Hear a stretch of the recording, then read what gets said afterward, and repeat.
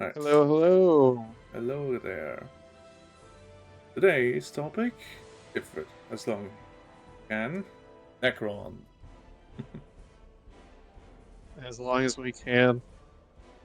I I mean, don't think this one will be too hard for me. we'll see. Maybe, okay, to be fair, we got off topic real quick in the last one. Yeah, but that was because I was focused on other stuff. I've been singularly focused on Necrons for, I don't know, maybe a week now. Yeah, Tony just got And his nobody's codex interested. recently and built and painted Imhotep and a few warriors. I've also read through the first ever Necron Codex, which, my god, is so fun, so cool, love it. It's just not at all what you would, it's not even close to what you think they are now, which, everyone knows that they went through a rewrite, but Yeah, I think around 4th, or maybe 5th edition? it's 5th edition that they got their full rewrite. Yeah. In 3rd edition, they were just so when I was first joining Warhammer, Necrons were the faction that got me into it. But I was playing the role play game, not the actual tabletop. Mm. So none of my friends let me be a Necron character. So I was like, okay, I'll join Chaos. That's how I found Nurgle and fell in love with Nurgle. But eventually was just like reading all about Necrons for the longest time. And I learned that Necrons, quite literally, one of the coolest factions with the littlest amount of details about them.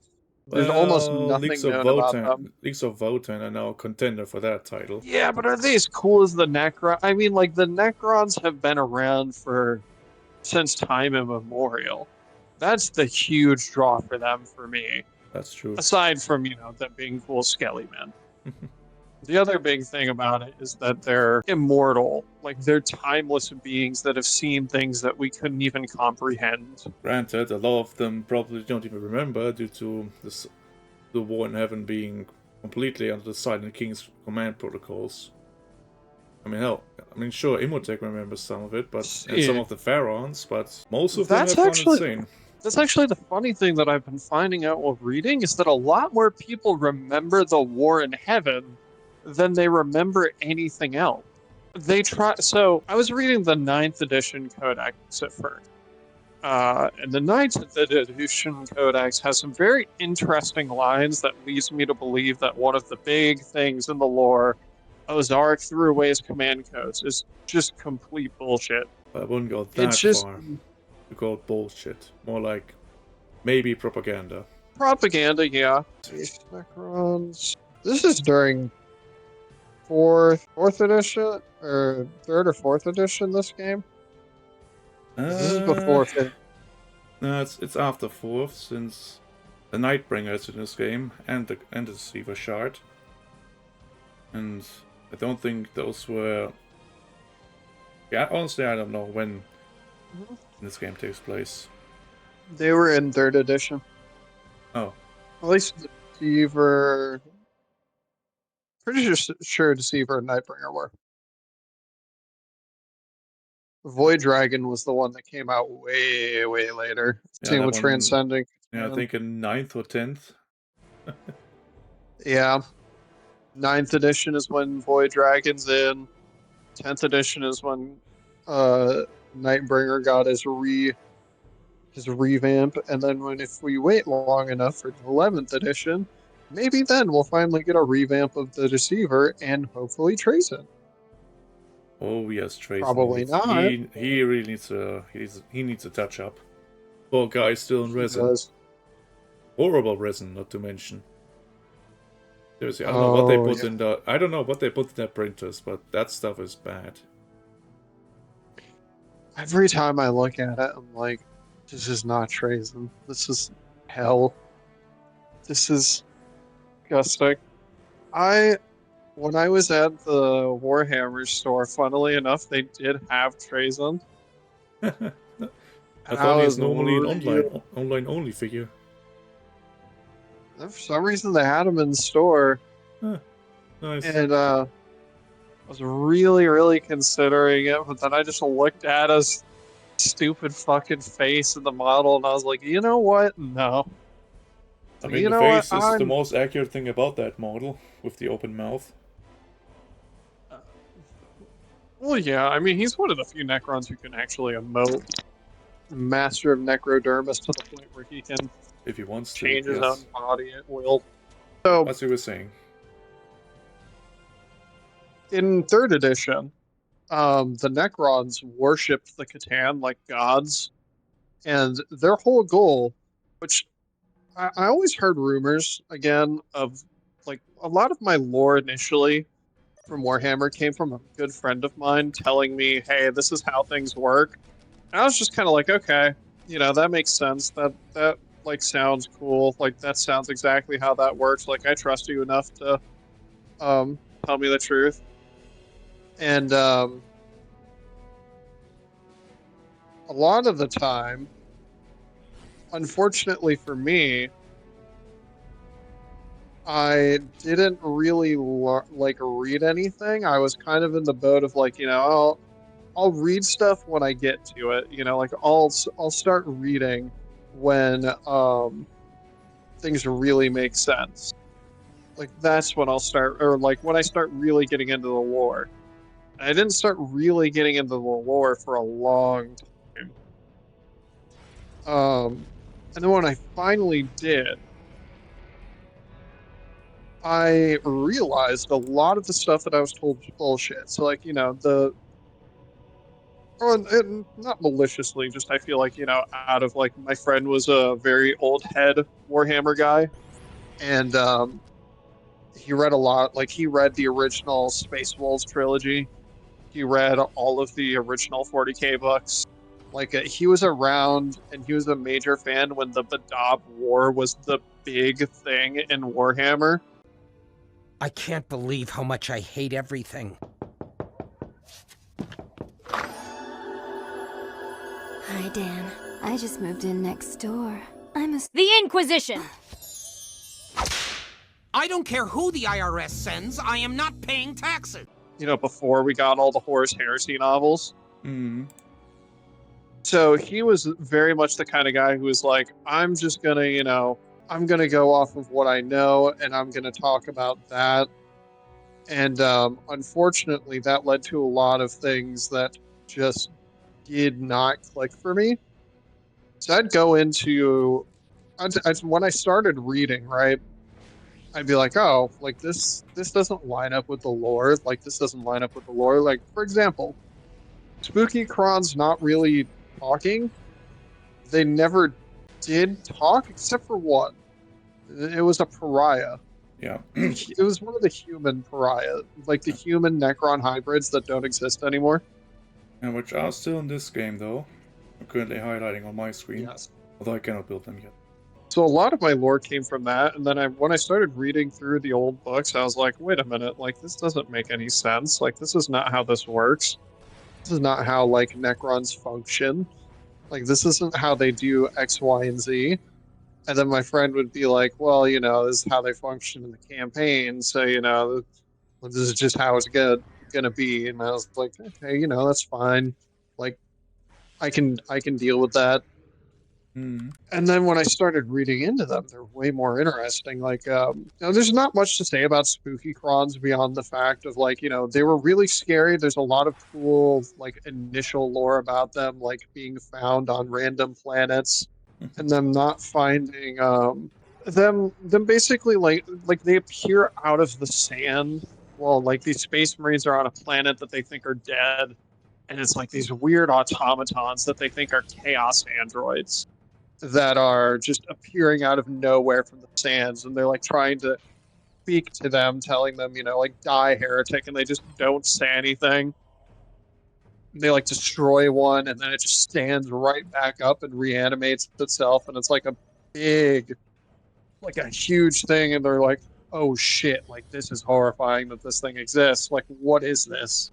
And it becomes a whole thing of like, like this was in the White Dwarf magazines before the Codex. It took like 5 years for the Necrons to get their own Codex or something like that, That let is alone long. a kill team. The Tau were introduced before the Necrons, funnily enough, as a playable race. Yeah, I know, right? A lot of people love the idea that Necrons wanted to make Necron warriors. It was the most requested thing for a long time, and they just didn't do it. And then finally, we got the third edition codex, and it wasn't that popular. It wasn't? It was surprisingly no. The reason why is because a lot of the stuff in the codex wasn't very interesting. It was kind of just a lot of like, oh, they worship the Catan, but they don't speak. They don't do anything. They all they care about is like gathering more souls, more power for the Catan. That's all Hmm. they do. That's all they do. There's no personality to any of them. There's nothing.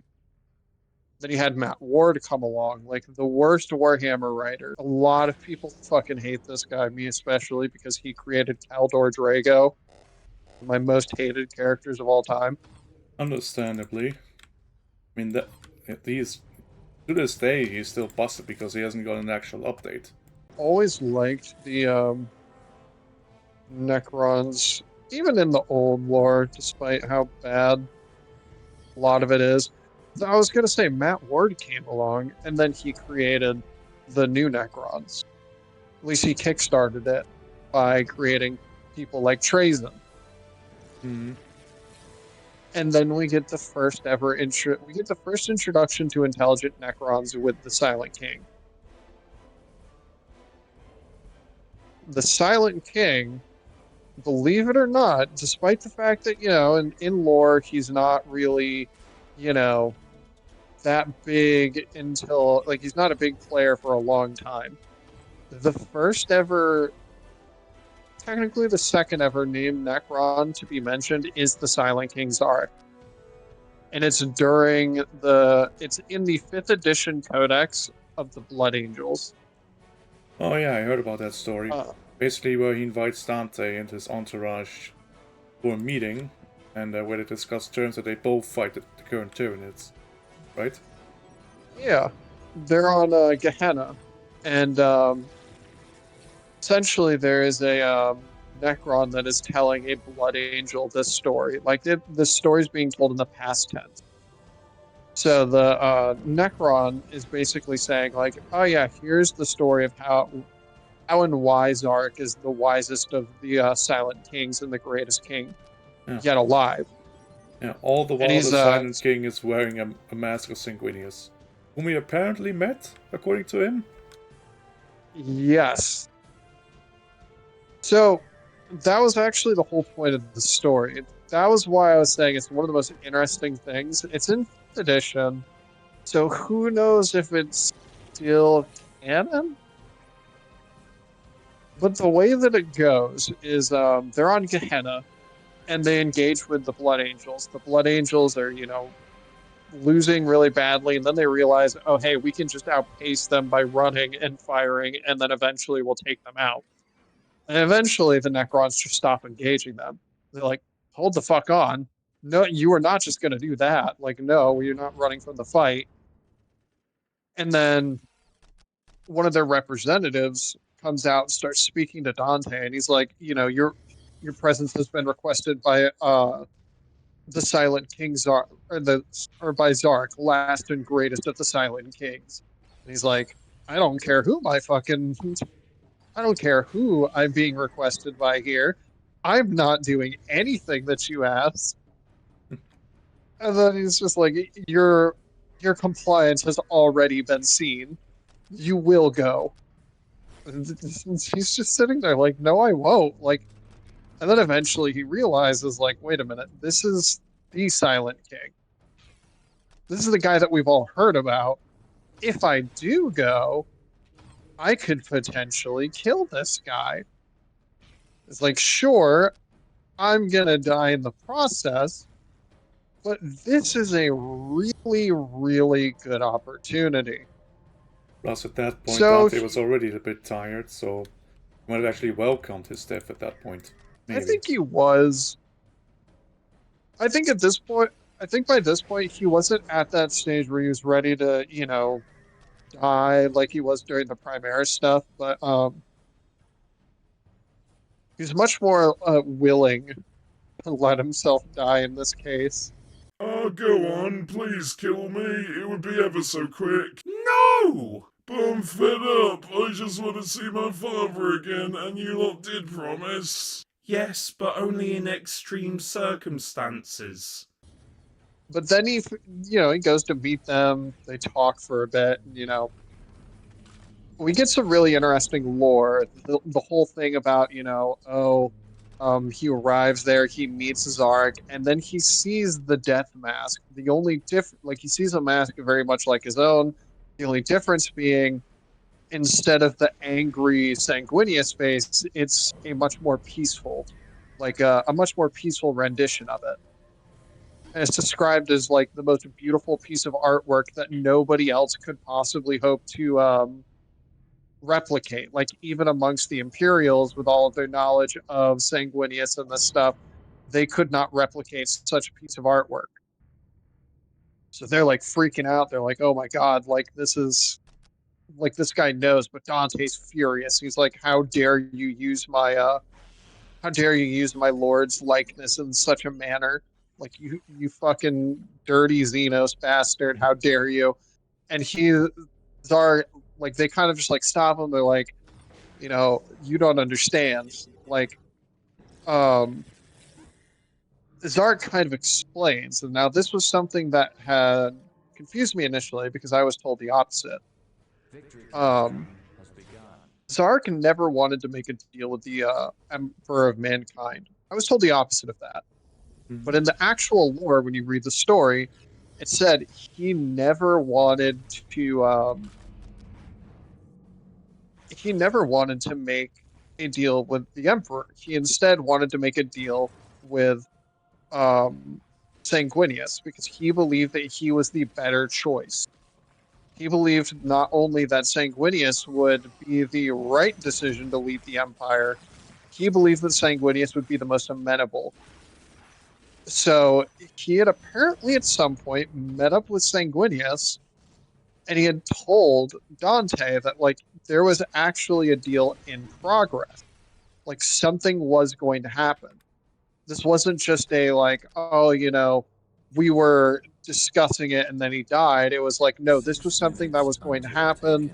This would have come to pass had Sanguinius not died and this treaty not been forgotten completely along with his death.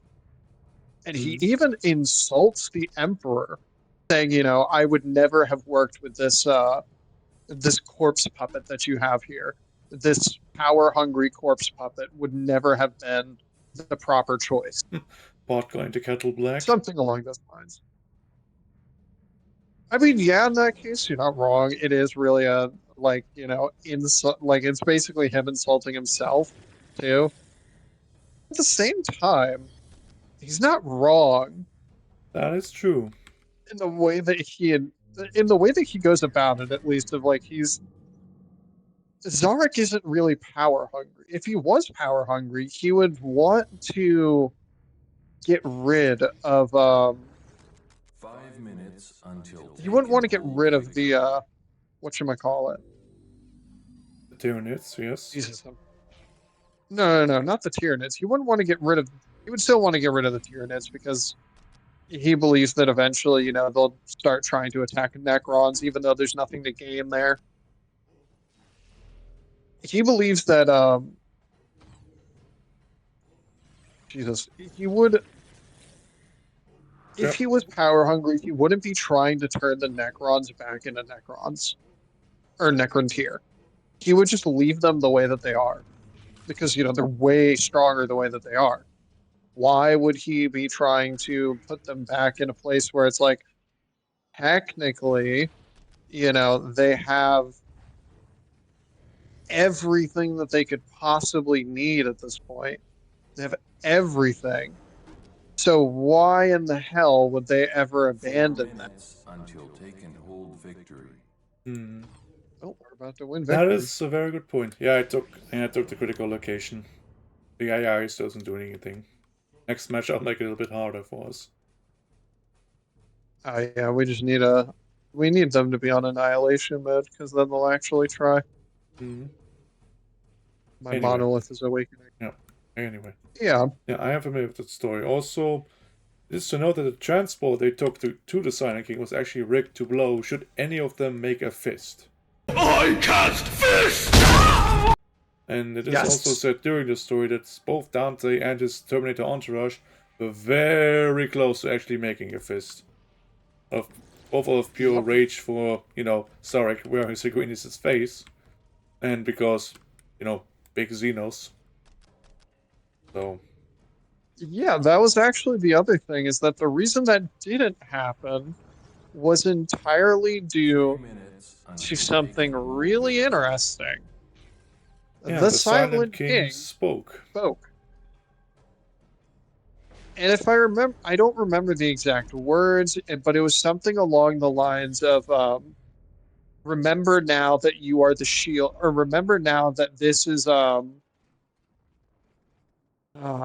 he used a specific word for it, but he said, remember now that you are to rise up to be the shield for this.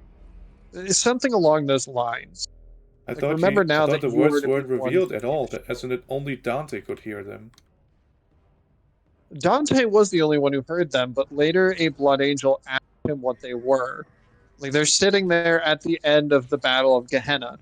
That at that point the Necrons had kind of abandoned the whole thing. Like, they held true to their word in a sense, but they also lied and said, oh, we're going to stay here to make sure that this 2 place gets minutes fully until defended. taking hold victory. But they eventually kind of end up abandoning it a little bit. Yeah, Kind of it like, was more like that they gave just enough forces to the Blood Angels that they would succeed, but not actually, losing too many Necrons. And I think Dante also realized Exactly. this, as in they only gave him just enough backup so that he could win, but not enough backup so that he would annihilate them and the Necrons.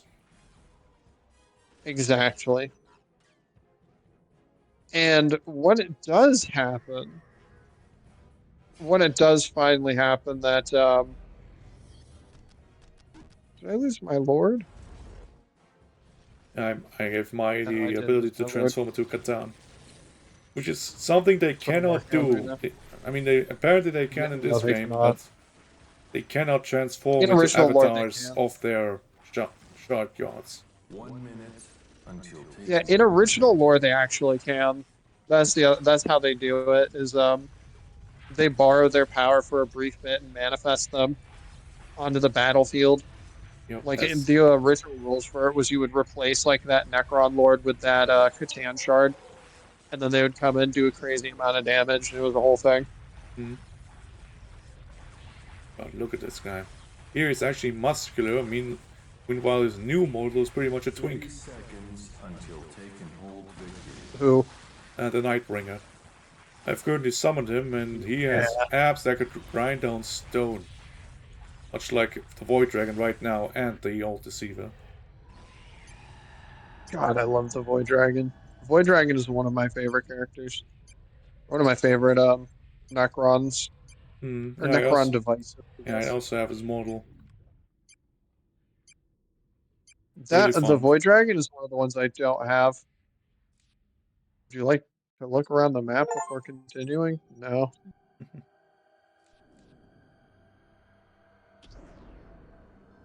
Oh, it completely disables the game. Great. Let me do another one. 2 minutes later. Zark was a very interesting person in original lore. He still is. I like Zark the most among the Necrons now. Mainly because it's like, when you read the lore, same with Emotech. Emotech is another one that I've grown to appreciate, and I'm just really mad that there isn't any lore for him outside of like what we get in the codexes. He has no books.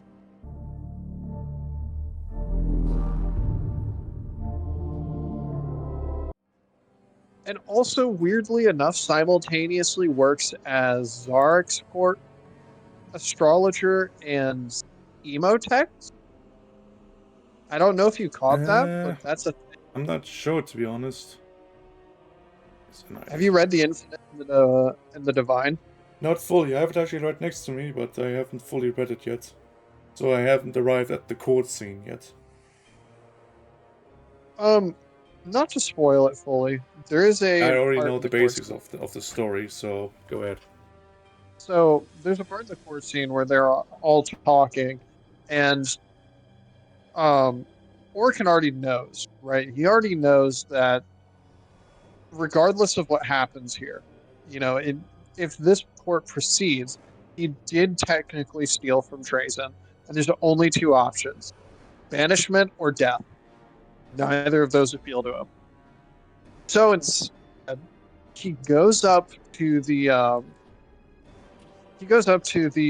uh, overlords who proceed over this council, and he goes, "You know, I don't blame you for doing this, but I just want you to know, I wonder how my lord Emotech would react if his the greatest astrologer in his court were to just disappear suddenly." And he looks at one of them and he goes, "You know, you fought along Emotech during the War in Heaven, right? You know what happens to his enemies." And in the book, it basically describes, you know, this is like the most that a Necron can visibly show fear was shown at that moment of this Necron basically remembering like clips of the War in Heaven, seeing these flashes of Emotech during that time, doing the craziest shit possible. And they immediately go to the point of like, yeah, you know what? Until the Sawtech Dynasty representative is here, we will reconvene. He isn't going to be reanimated for another 10,000 years, so we'll reconvene then, and that's when we'll host The trial. the new trial.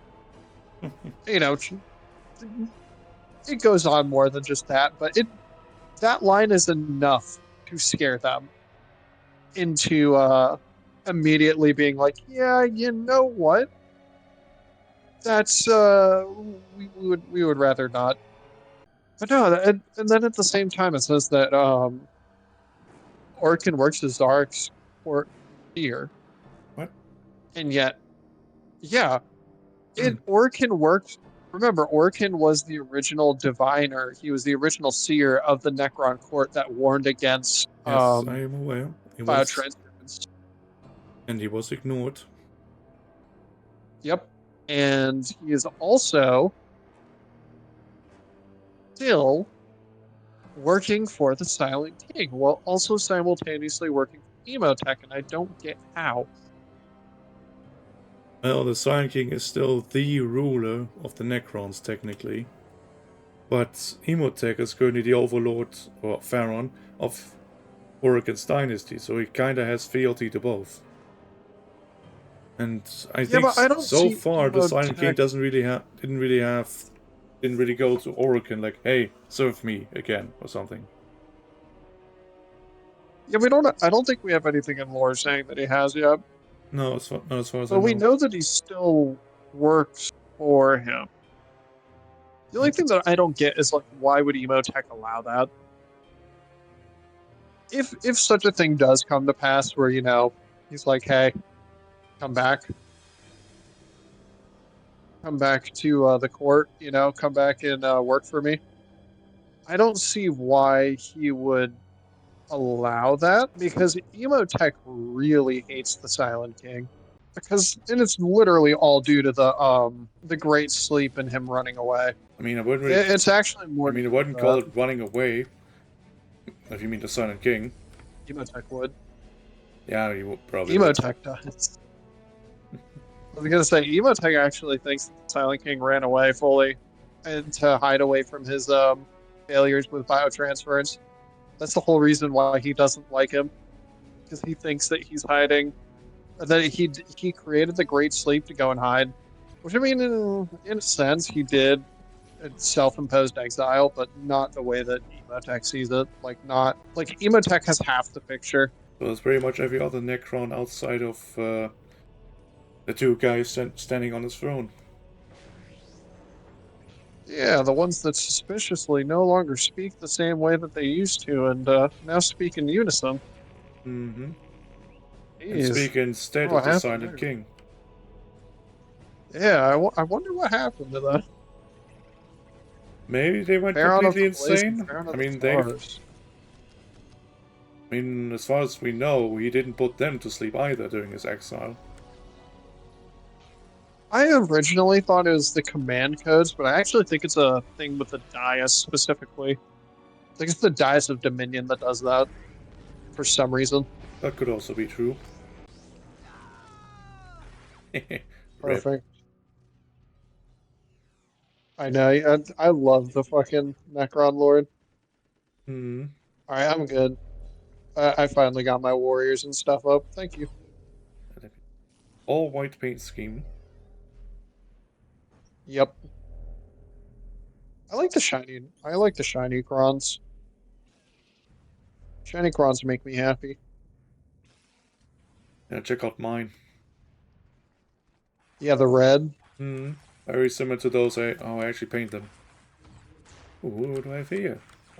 Oh, the enemies has my Necrons. Posers. Are you serious? Yeah, they took my Necron scheme. The false Necron. Freaking posers. Our two greatest enemies, the Eldari and ourselves. Yep. They've gone crazy, but with the Destroyer curse.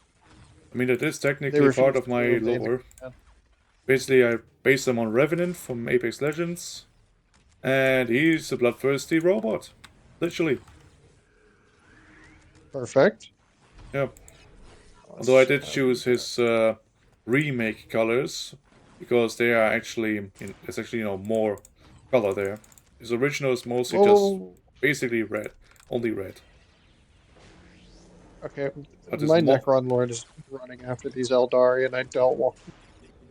Also, fun fact, if your Necron Lord dies, once you reanimate him, he respawns where he actually died. So, careful where you kill him. Yeah, I love that. It's safe. It's actually a way to do the nice little. Oh, it's actually a nice callback to the tabletop, actually. Yeah, but they changed Like, reanimation reanimation protocols. protocols. Now it's just passive regeneration. Yeah, they don't reanimate anymore, do they? There's the resurrection orb,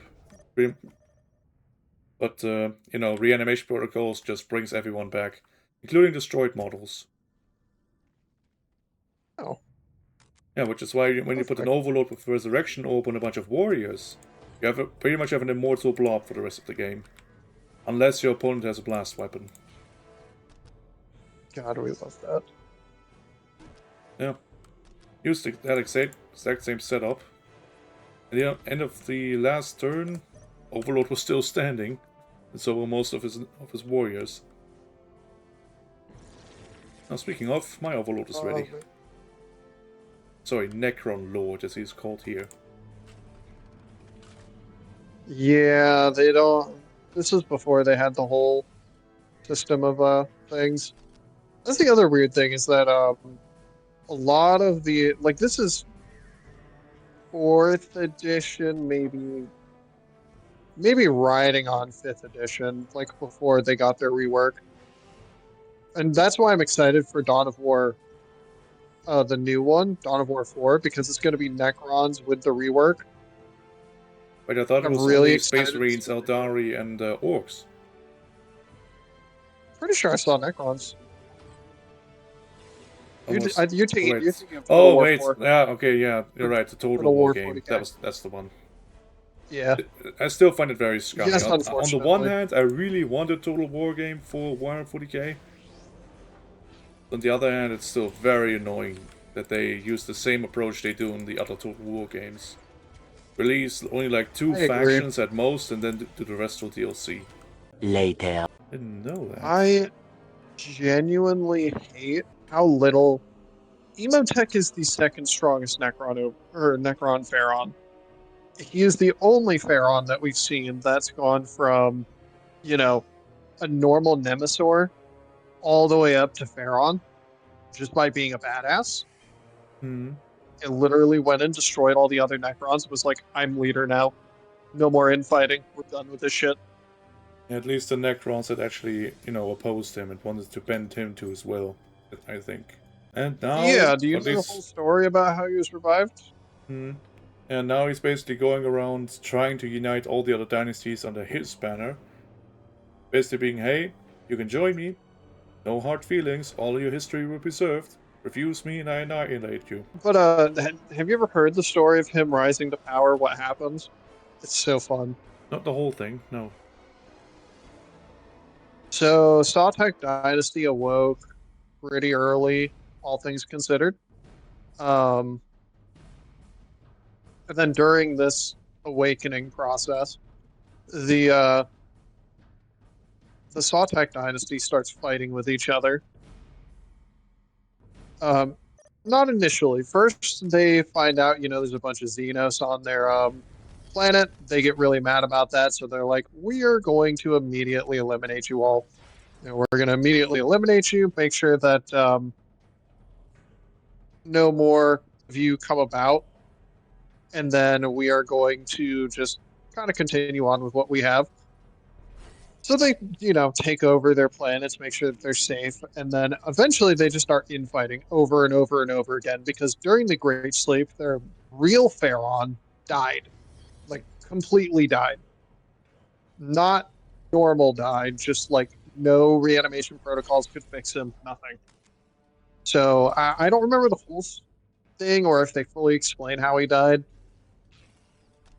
Might have been like a piece of the tomb crushed his casket that he was sleeping in, like his reanimation thing.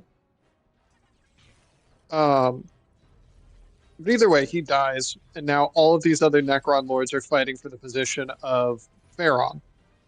And so one of the lesser lords gets this idea of like, I have an idea, like all of these guys are fighting.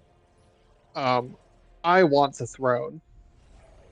What if I manage to revive like a great warrior from the War in Heaven, and I get him to act as my liaison, my claim to fame, my claim to power. What if I do that? So he does. He immediately, however, flies too close to the sun. Instead of picking a lesser warrior that would still, give him that kind of immediate attention and power, he gives rise to the greatest hero of the Necron of like the Sawtech dynasty, being Emotech the Stormlord. Emotech was like super well known during the War in Heaven. He has a really unique style of fighting where he's a hyper logical fighter. That's why he sucks against orcs. Or more like He is not or in really, his words, they frustrate him. yes, because there's one thing that's like it's like said that if a mortal brain were to work on the same level of Emotech, they would fry their brain completely within one millionth of a second. That is how well he's capable of saying. Now, whether or not that's true or not, or just, propaganda of some kind, who the hell knows. But what we do know is that he is a genius, a giga genius, like beyond all measure.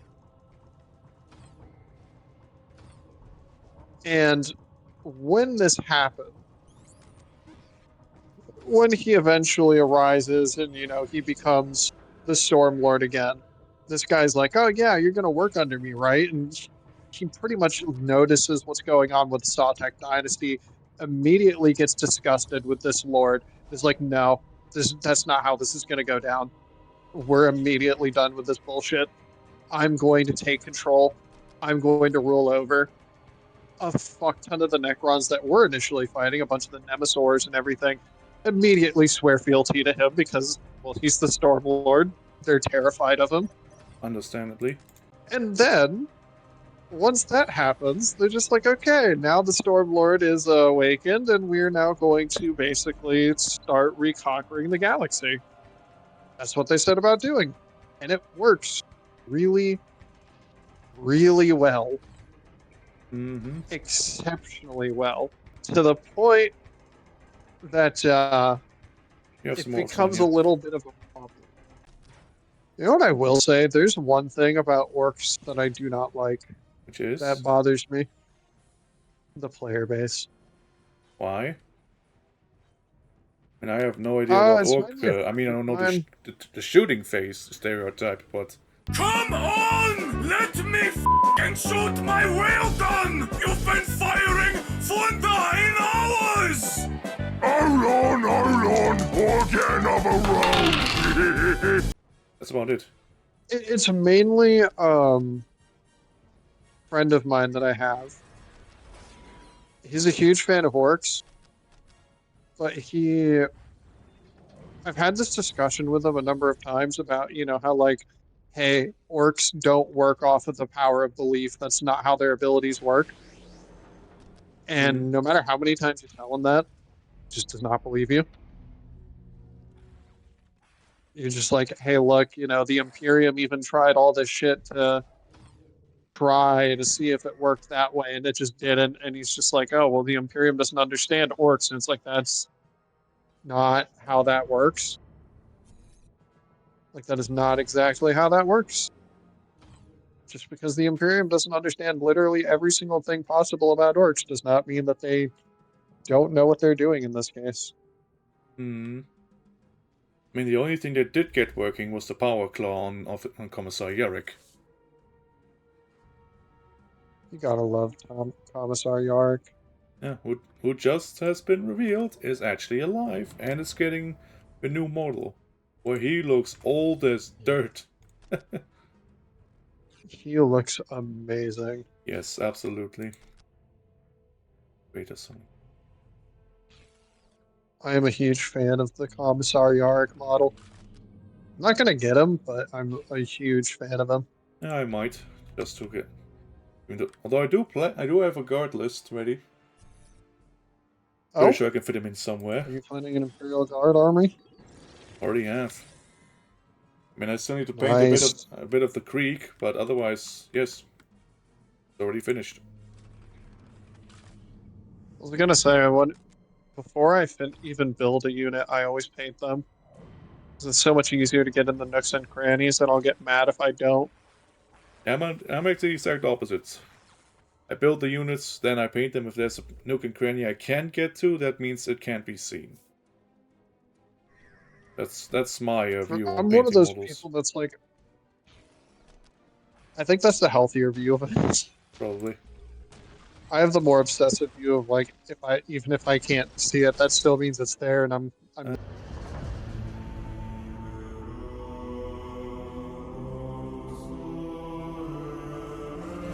Okay, now where did we leave off? They worship Catan, they could become Catan back then. We were talking about we just finished the story about Dante. Ah yes, Dante Them meeting and Dante. Zarek. Yes. So Zarek was the first introduction. We also talked a little bit about Emotech. Right now, we are in the throes of the Pariah Nexus, which I was just reading about the other night, which I was really excited about to understand finally that there's more than just random bullshit go, and the Necrons actually have a full-on plan. Which I was like, oh, finally. Well, we know that Zarek has a plan, but we don't know what Imhotech's plan is, besides battle. I think Emotech's plan is pretty simple. Kill things until things stop attacking him. Or until he takes over the entire galaxy. Yeah, whichever happens first, I suppose. Also, I'm curious if he will probably resurrect at one point, right? Should he be destroyed? What will happen to all the other Necrons he's currently commanding? Because according to a story, he's strategizing and leading battles across the entire Milky Way at every single second. So should he temporarily fall, I think, yeah, what the hell would happen? And that brings up the question of what happens to the Necron's consciousness during that time. Like, I don't think we really know what happens to a Necron's consciousness when Like when they go back to the reanimation chambers. At least not a Hello, this is DJ, aka the editor, and one of the two guys you have been listening to for almost an hour. A very quick intermission to explain the episode of Hammer and Bolter we're about to discuss, just so everyone has a very short synopsis. In short, Black Legion attacks Toonworld. Toonworld almost falls. Cryptek gives them the location of a very important artifact. Abaddon kills Cryptek and the Toonworld. A Terminator squad gets sent there to retrieve the artifact. They fight through an ancient Spacehawk, encounter some Drukari, aka Dark Eldar. They finally close in on the artifact, and right as the leader is about to grab it, Tarazan appears, reveals that it's all been a Tesseract labyrinth, aka a Pokeball but for time, meaning he can visit this point in time anytime he wants, and can manipulate it at will. And in short, he reveals to them all they had to do to escape the labyrinth was never to enter. The rest will be spoken about by us in the following segment. Thank you for listening.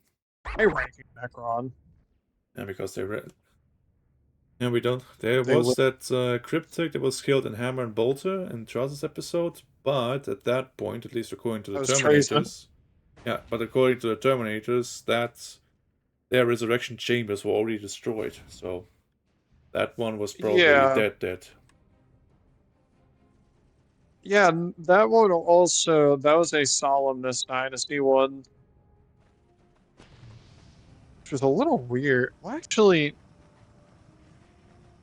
that whole episode's a little weird because I wonder genuinely, first of all, Drazen's the Pharaon of the Solemnus Dynasty, if I remember correctly, right? No, I think it was a Cryptek. Or at least someone like Orican. Well, luckily I have my phone here. Orican is Orican's a Cryptek, Yeah. but I'm pretty sure. Yeah, but there was either an Overlord or a Cryptek in that episode, because I don't think that's the look of a Pharaon. Oh. He is only an Overlord in the Nihilak Dynasty. Who? Drazen? Yeah, Trazen is only an Overlord in the Nihilak Dynasty. The Pharaon is actually another guy named Crispek. Yep, but he's still very soundly asleep. And something tells me Drazen wants to make sure that remains. Yeah, I'm pretty sure he's stolen a lot from them. He's not allowed in most other dynasties anymore anyways. Yeah, including the Celestial Orrery.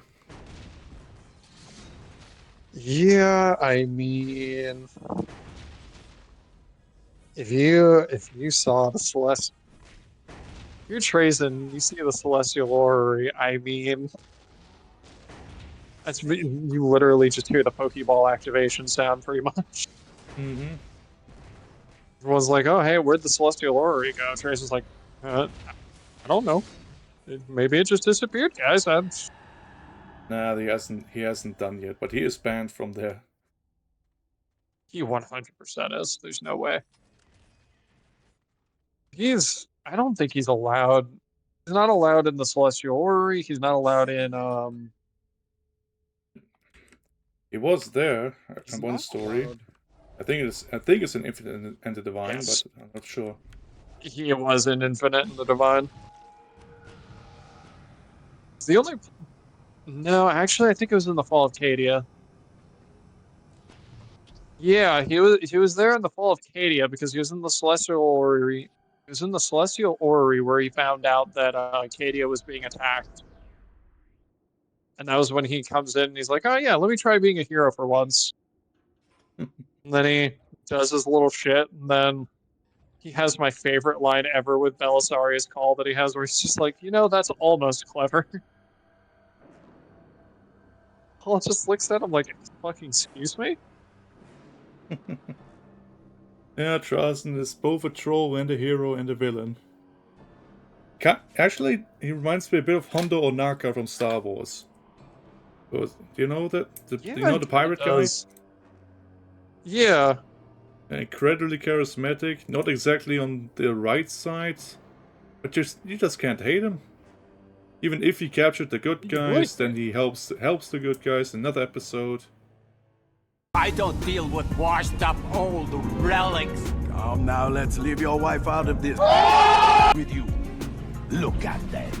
How powerful can they be? They are running away from Kenobi. I may not be as young as I once was, but I'm older. Traitors. Scum. I'm so proud. But so betrayed. Insolence! We are pirates! We don't even know what that means! You lied to me? I knew I liked you. This effort is no longer profitable! Mother always said, son, if one hostage is good, two are better. And three, well, that's just good business.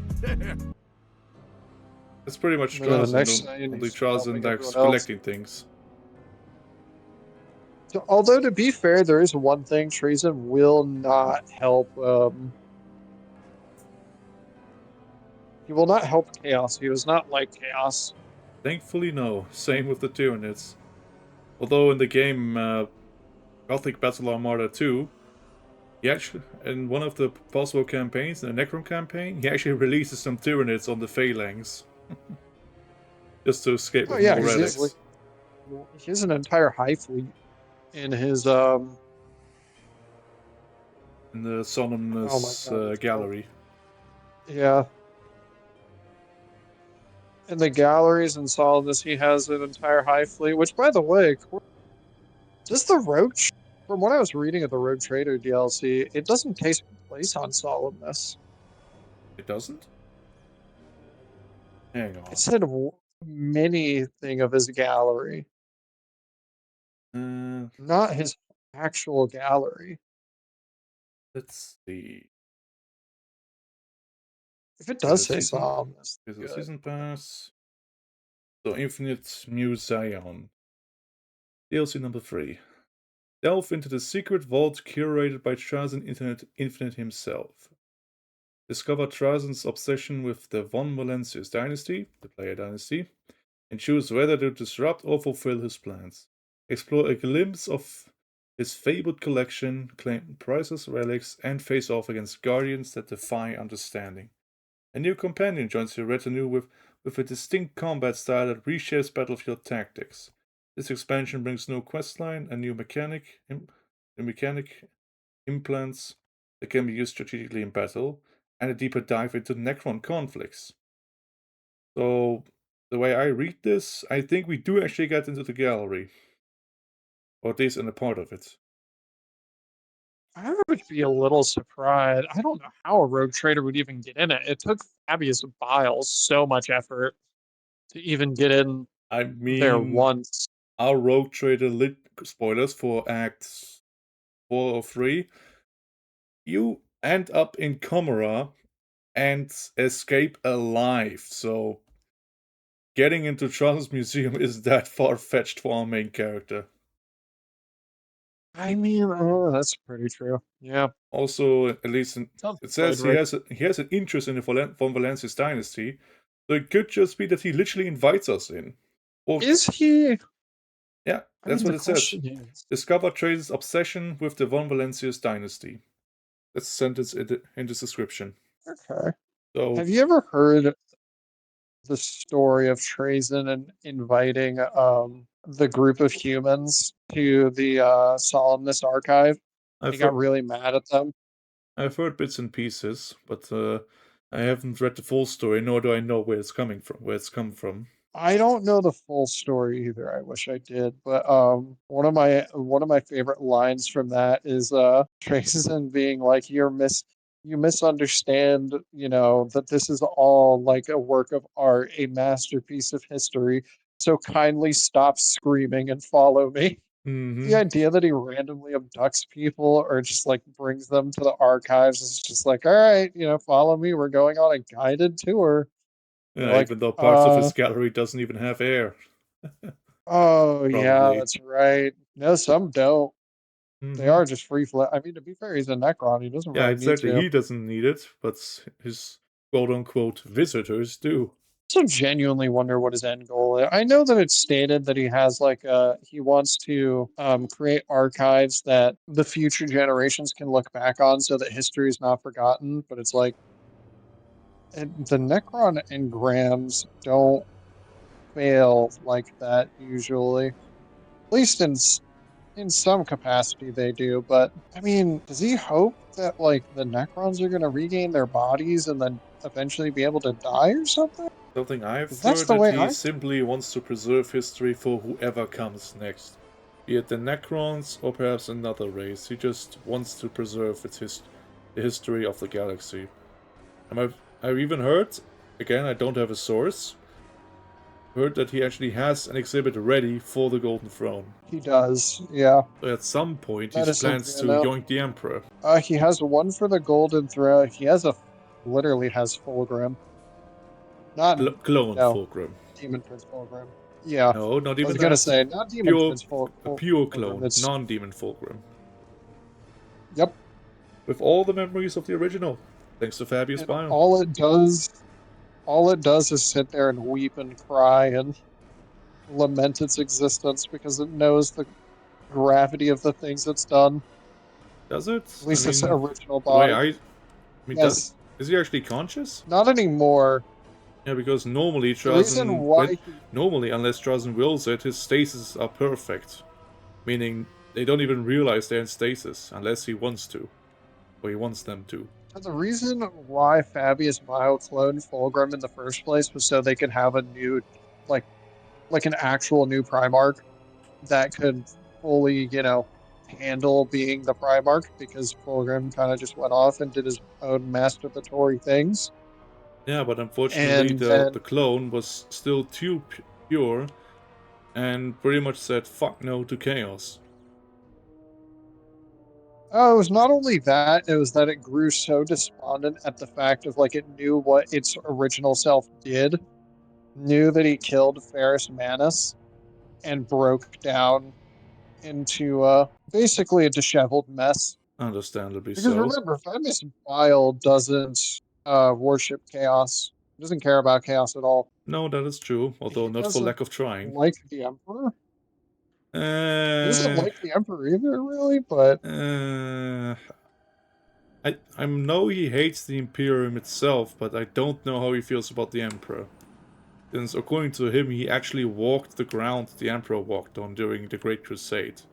Even during the War on Terror, what was that one called? Where they took out all the Techno-Barbarians? the War of Reclamation. Yes, that one. According to himself, he was actually part of the War of Reclamation. Yeah, it kind of makes sense. Although that would be a little bit weird. Not necessarily. He is considered one of the most ancient Marines, outside of Dante. And he does have to constantly clone himself because he's literally withering away. So, yeah. The question would be, is he a Thunder Warrior then, or was he a Techno-Barbarian? I think he was actually just one of the original Space Marines. Or maybe second batch Space Marines. I was going to say, that wouldn't be possible, because the first Space Marines ever created were Dark Angels. Yeah, it was probably like second generation Space Marine. Maybe after like the Lunar War or whatever that one was called, where they took over back over the moon. Yeah, that was the Lunar Wars. They're not very creative with their names. Yeah, sometimes it's usually not a lot really of needed. Lunar Wars. I mean, to be fair, I agree. The Guardsmen in 40k aren't much better. I heard the lore short, but I don't know where it's from Adeptus Anonymous. So I do somewhat trust him that he doesn't just make the stuff up. Basically, a Guardsman commander was looking at a map to make sure he wouldn't call his battlefield after one of the Vestroy and Firstborn because he hates them. And along that line, one of his Guardsmen finds a mountain range, which says, we can call it that. And the mountain range has been named by another officer whom the guard commander actually knows. And you know what the guardsman called it? What? Beak knockers. Of No joke. No joke. of Beak course. knockers. Which is why the guardsman Is that- commander laughed his ass off and called the battle of beak knockers. That's gotta be old lore because they fucking did that shit all the time back then. Mm-hmm. Where it's just like, yeah, let's just make a meme thing, and then it's like, oh yeah, what if the game ever becomes serious? And they're like, have you seen the Magnus mini? This Yeah. game will never become serious. And then, I mean, to be fair, Mortarian's old mini was just literally the Grim Reaper, so... yeah, have you ever heard the story? I'm not entirely sure about the veracity of this. Have you ever heard the GW story of why they created Warhammer? No, I have not. According to what I've heard, originally Warhammer was never going to be a thing, but they had a contract with Wizards of the Coast back in the day, and Wizards of the Coast contracted them to make minis for D&D because they didn't have the production value or the money to do overseas minis. So they gave them the rights to create a bunch of minis overseas, just sell them and do all that. Eventually, kind of became a problem in Wizards of the Coast scaled up massively, so they rescinded the license or didn't renew it. GW was not expecting that, so they had a fuck ton of minis left over, and those minis ended up becoming the basis for Warhammer Fantasy because instead of just selling the minis the way they were, they couldn't use the D&D name. So instead they're like, let's just create our own thing, and then that's what became of Warhammer Fantasy. And then from that we got Warhammer 40k and everything else. 40k originally started out as Rogue Trader. That came way later. Yeah, that much I know. That part I know. And we're talking about a I've very read different that. Rogue Trader than the Rogue Trader game that is currently on Steam. Rogue Trader was... I mean, that Rogue Trader weird. role-playing game was the inspiration for the video game and all of Warhammer. There's also the other Rogue Trader, the books by Fantasy Flight, or the inspiration for the game. You mean Black I've Crusade? played no some of the Black Crusade missions make it in, but Black Crusade is the Chaos variant of Rogue Trader. Like if you played the campaign you played with me for a little bit, that was Black Crusade. That was very, very minute. Yeah, it was really fun playing that Keeper of Secrets. It was. Unfortunately, that campaign died because I just got very annoyed. At whom? At Zinj Man or the Space Marine guy? No, it was more like we have an issue where like our current DM for World of Darkness was saying the same thing of like, you know how when you do a lot of exposition and stuff, it takes you a while to kind of get through it. Well, I had the issue of I gave a lot of exposition, a lot of people were there, and then I had people ask me to repeat it like 3 times. Okay. And I eventually was like, okay, you're not paying attention to what I'm telling you. I'm getting really annoyed. And then came the day when we were prepping to do actual mission. And I was like, hey, does everybody know what they're doing? And they were like, actually, no. Can you repeat, the thing? I was just like, you know what? I really don't want to. We're kind of like, I don't want to do this right now. Made up some excuse, and then I just never ran it again. I was just like, if you aren't going to be happy and involved with it, I would rather just not. But it was also just the 40k Black Crusade books are really bad, and I was doing a lot of heavy lifting to make sure that things would remain engaging because it's really easy to make a broken character. And I noticed that very quickly. Yeah, the books do not give you the tools to fight back. They basically give you a few things, and then it's just like, okay, well, if anything gets really bad, just throw a bloodthirster at them, I guess. Like, what do you mean throw a fucking bloodthirster at them? There's got to be other space marines that are of their level, and it's just like, not really. It's like, yeah, they can become really scary and powerful, but unless you want to do all the work that, the players can do, then you really don't want to do it. I am curious how that quote-unquote professional D&D group does it, because I sent you a video some time ago of them playing Black Crusade. I'm still waiting for a second episode. Yeah. But so far it looks very promising the way they do it. It's very interesting. Like, the thing is, though, with the group that I play with, we have 2 people that like the roleplay a lot, and then everyone else kind of likes to do their own things. Like, we have one guy he's the bombast.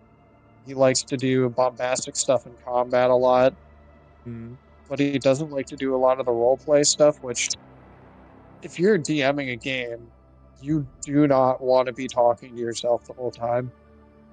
It gets really annoying really fast. And one of the problems that I ended up having quite a few times was I would be like, okay, here's like all these characters and stuff, and like here's this stuff, and then nobody would interact with them. And then I would be like, oh yeah, here's a random shopkeeper, or they wouldn't interact with each other either. And I'd be like, here's this random shopkeeper who has like a missing eye, and then they would spend like an hour trying to talk to this guy. Just be like, I don't have any lore written for this guy. He's just a random dude who's missing a fucking eye. So just be sitting there like on the fly, like, I don't know, and like he lost it in a war, like in an old war, and it's like, oh, what war was he a part of? It's like, fuck, I don't know. The age-old story really of the party becoming attached to the one NPC you don't want them to get attached to. It happens so often. Yep, so I've heard. There was a time where, in one of our campaigns, I created a character, like a shopkeeper, that was based off an old character that I used to play. And the whole thing is that he was this is from D&D. He was a demon. Like a full, true, like, not even a full demon, like an actual, basically a god, but like a lesser god. Not strong enough to, like, erase you from existence, but strong enough that if you got into a physical fight, you really wouldn't win it. But the whole point of the shop was that, like, there was a forced neutrality in there, and that nobody could hurt anybody. So, like, your worst enemy could walk into the shop, and you wouldn't be able to fight them because the shop was his domain. And he could enforce whatever rules he wanted on it. So similar to the basically the drug lord, which you had me play. Pretty much, yeah. The thing was, though, people liked the character so much that they kept wanting to go back to the shop, to, like, interact with him and buy items. Because the one thing is, he gave you one thing for free. He would pick out an item, give you that item. That would be your free item. And it was usually something really useful to you. And anything else in the shop, you had to pay a pretty hefty price for. And it went from, like, 1,000,000 gold, which is legitimately insane, to your literal soul. And I had one player actively sell their soul to him. Okay. It did not end well. Yeah, I was about to ask. The character's name, so the name of the characters was Greed. That was the name, like, he was the, like, a devil lord of greed, and he was greed incarnate. He wanted everything. So he was willing to buy and sell and trade stuff that he had extras of, just to kind of, like, get more stuff from people that he didn't have. And the way that he did it was, you would be like, the first item is free, and then you come back always wanting more. At least that was his intended idea. I never expected players to fall into the actual trap, because I, like, made it very clear of, like, hey, he is very, very obviously malicious. You probably don't want to make a deal with this guy. Everyone wanted to make a deal with him. And it ended up being where it was like, okay, well, look, you can definitely make a deal with him, all right? But here's the thing, this thing that you want, he's going to want something crazy from you. They're like, okay, I'll pay the price. It's like, okay, well, now I have to come up with a crazy price. And the price was usually like, well, I want your fucking soul, man. It's like, okay, I'll sell you my soul. It's like, why would you give away your soul for this item? Well, really cool item. I want it. Can't argue with that logic. I guess not, but still. Actually, what did the guy want with the souls anyway? Like, do they give him power or something? No, I mean, kind of, but no. It wasn't a power thing. Again, he's the literal embodiment of greed. That's kind of the whole point. Is he just wants them to have them. Ah. Sometimes he does weird things with them, just like like puts them in weapons, and like makes literally like talking swords and axes and stuff, talking guns. One of the players actually, in one of my campaigns, got a sword, talking sword. That was a replica of the Sword of Cass, which is an in lore like a D&D item. It's a really powerful item. It's the sword that was used to kill Vecna. Oh. And in the campaign, they did not know that it was a fake because it was very, very well replicated. It was basically the same item, had all the same effects. The only thing is it didn't have a piece of Vecna in it. It actually had a previous player who made a deal with Greed. It had their soul bound into it. And they had certain rules imposed upon them. And it only came out later on in the campaign of like they went to go and try and kill Vecna with the sword. And then basically they like stabbed him with it, and it almost had the same effects. And then Vecna kind of was like, wait a minute, this isn't doing it. Like, sure, this hurts, but this isn't what I expected. And they looks at him and he's like, hold on. And like in the middle of combat, like grabs the guy's sword from him, wrenches it out of his hands, looks at it, and immediately breaks the weapon and just throws it away. And he's like, this isn't my sword. I didn't create this. The player goes, wait, what? It's like, I was like, so yeah, here's the thing. I've warned you multiple times. You need to take that to a magic item identifier. Like, you need to take that to someone of high value. And we had someone who's really high value who could do that. They never did, though. They just kind of took Reed at his word. What ends up happening, they fucking get the item. Sword of Cass ends up turning out to be a complete fucking fake. And Vecna ends up getting away. Necromancer never gets his arm. Because that was the whole plan, is that the Necromancer was there to steal the arm of Vecna, or the hand of Vecna. And then become super mega Necra. Because he already had the eye of Vecna, which is another big item in D&D of like, oh, Jesus Christ, like if you have that, that's a lot of power. But again, we got off topic. Yeah, that's kind of par for the course with us, isn't it? Pretty much. Yep. To be fair, I am putting together Necrons right now, so... And since, as we're speaking, you're putting them together, or in general? Yep. Oh, nice. As we're speaking right now. Which ones are you building? Warriors. I plan to have them be Emotech's retinue. So I'm building them very similarly. I might just start building, I still have Zaras in the box. I might buy to build him. Saw his model. I didn't get it, but I saw his model in the store. Yeah, the poor Navy guy. The guy that likes to go around and just eat people's souls and just do horrible things to people. He doesn't believe in souls, so he doesn't really eat them. I didn't say eat, I said yeet. Yeah. Oh, yeet, okay. I was about to say. I mean, here's the thing. At least according to the Pariah Nexus animated series, he doesn't believe in souls. I mean, Really? during this clip, I will like put a clip on screen of him saying, "Souls, you will refrain from such unscientific terminology in my presence." This Raider of Souls acknowledges the mark you have placed upon these targets.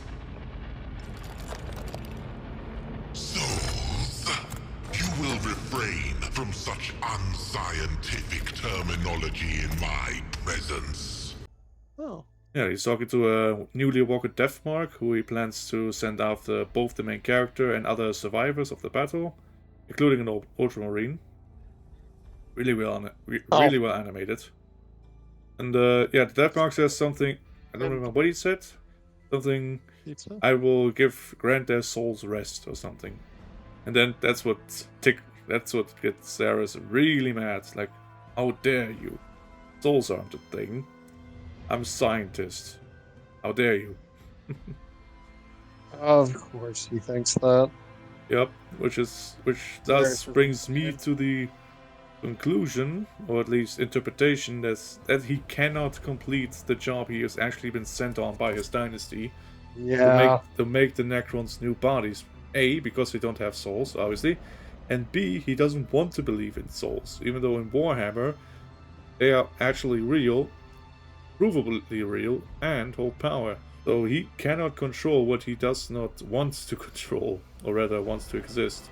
I mean, to be fair, what's his name? Fabius Bile doesn't believe in the Chaos Gods.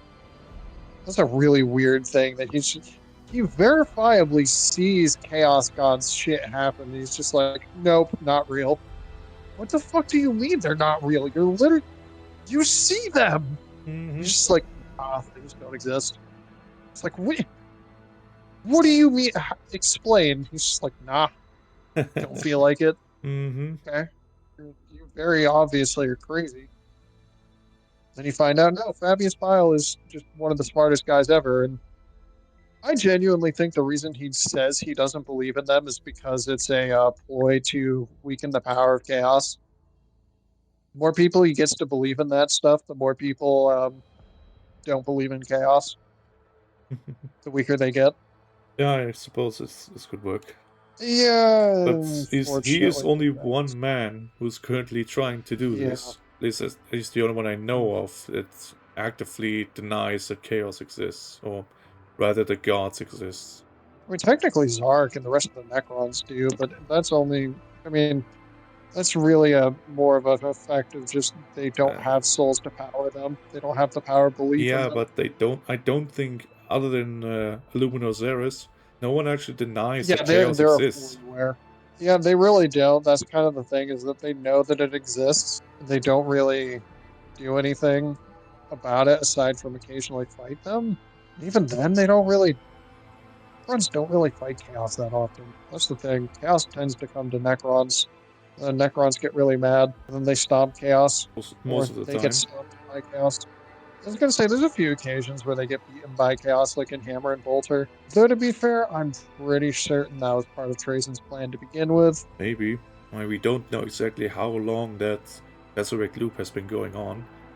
Since he said it's been he's seen in many outcomes of the battle, which usually means they've been at least for a few years, depending on how long it takes them to get through that space walk. Yeah, that's true. I mean, I think he just likes that one. I wonder how long he's been doing that one specifically, because it has to be after Horus became the full War Master.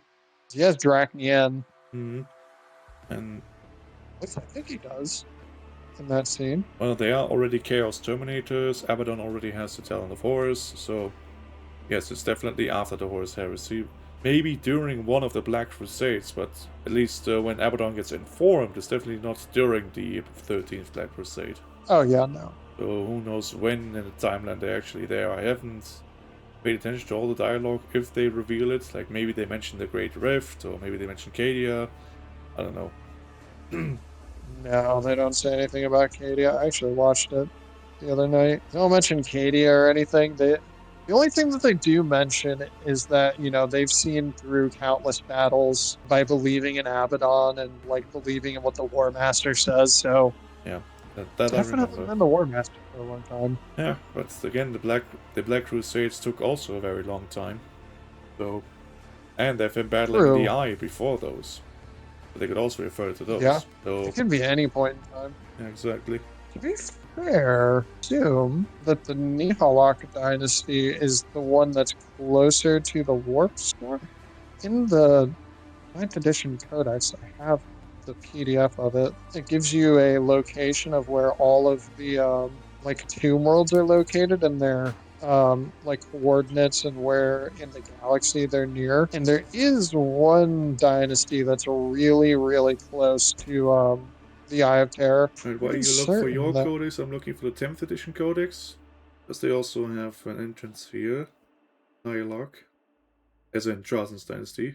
The crown world of Geheden. Yep. Which is... where?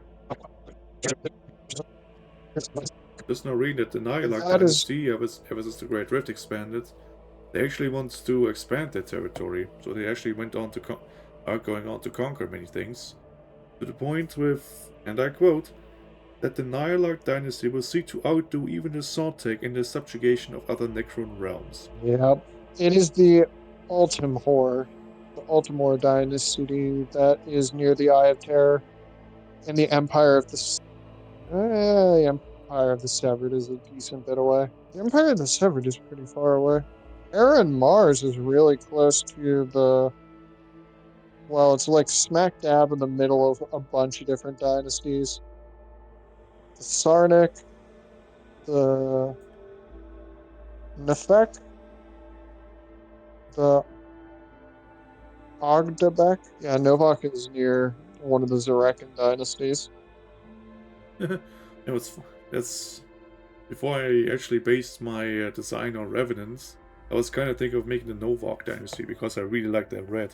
I agree. Oh, look. The Bone Kingdom of Drazak. Here rules Volgul, the fallen lord from his throne of splintered bone.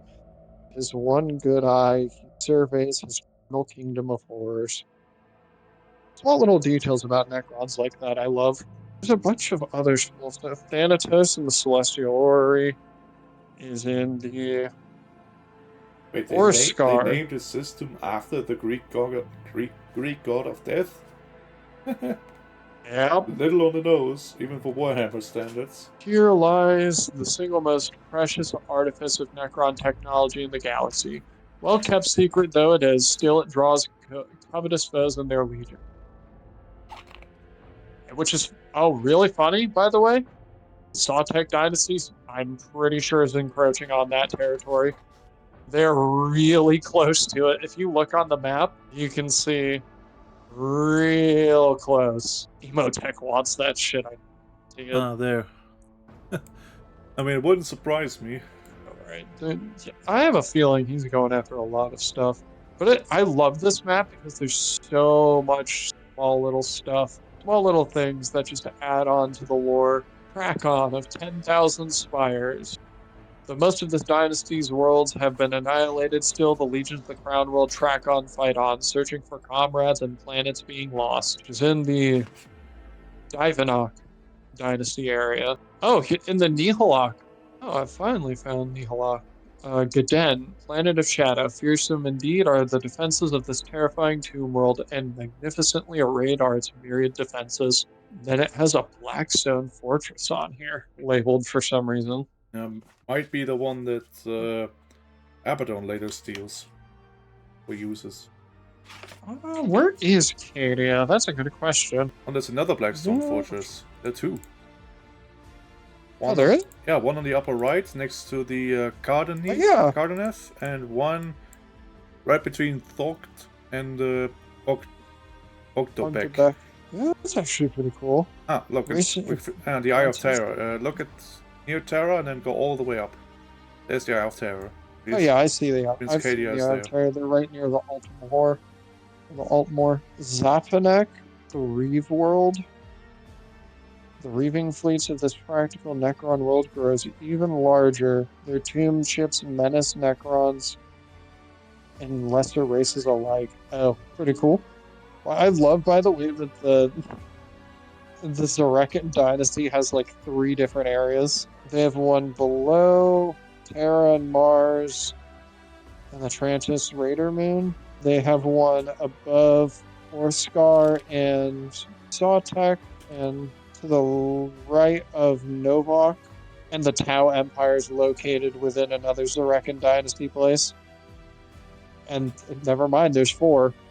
There's another Zarekan dynasty place right above Nihilak, to the right of Sartek and Sekimar, or the left of Sekemtar and Sawtek and right above Nihilok. Yeah, I unfortunately couldn't get a full screenshot of it because it's still, two still different good, still pages. good. Yeah, one character who really got the short end of the stick during 10th edition was Orican, because his old datasheet basically made him a temporary Catan. The stars are right. Basically, Yeah, up everything. Damage, wounds, attacks. the infinite, the divine version, and then they just removed it. Yeah, now he just has a 4-up invul save, and he still has the stars are right, but now, till the end of the phase, triple the attacks and strength characteristics of this model Staff of Tomorrow. And every successful wound roll is a critical wound. I think that means it can only be saved on 6s? What? Yeah, critical. Right. Oh, right. Yeah, critical wounds on the tabletop. I think those are the ones that can only be counted by a 6 and nothing else. Oh, okay. Finally, I can put together another warrior almost before I have to deal with the head. Yeah, the heads of Necrons. Same with Necrosaur Adamantar, the new one. Also a Swear to bit. God. Although, I have to say, as far as Necron models go, that one was fairly good to build. Really? Yeah. Not bad? Honestly, it looks a lot more complicated than he is. Very good. I still have to glue him to his base, and I still want to give him like a Space Marine helmet or something in his claw, because the way I made it looks like he's crushing something. Even though according to the box art, that claw is supposed to be resting on the piece of stone on his base. But I want him to be a bit more unique. I feel that. And basically, whenever I can, I give my models somewhat unique poses, or be they minorly unique.